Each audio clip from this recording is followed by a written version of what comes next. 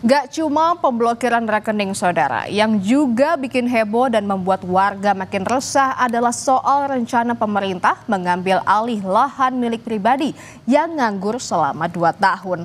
Menteri ATR BPN Nusron Wahid bilang kategori penetapan tanah telantar tertuang dalam peraturan pemerintah tentang penertiban kawasan dan tanah telantar.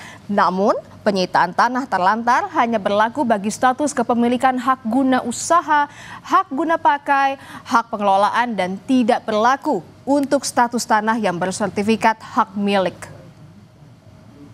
PP 20 tahun 2021 bunyinya begini Pak.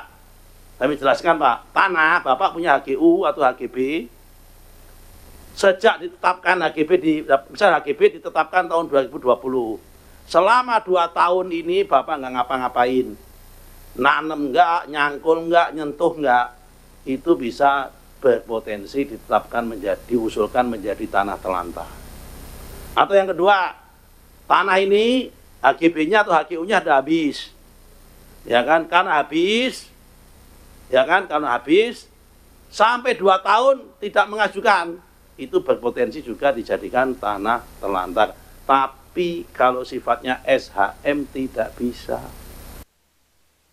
Soal rencana pemerintah menyita lahan warga berstatus HGU dan HGB yang menganggur selama 2 tahun atau dianggap sebagai lahan telantar, Wakil Ketua Komisi 2 DPR RI dari fraksi PDI Perjuangan Arya Bima mempertanyakan dasar regulasi kebijakan tersebut sebab pengambil alihan lahan perlu payung hukum yang jelas. Arya menilai penerapan kebijakan tidak boleh sembarangan agar tidak menimbulkan konflik di masyarakat.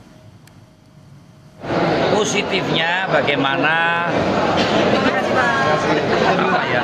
keinginan itu untuk supaya tanah nggak mangkrak, supaya tanah ini produktif, supaya tanah ini dimanfaatkan sebesar-besarnya untuk kepentingan rakyat. Itu aja. Tapi aturannya ada nggak? Kan nggak bisa asal saja.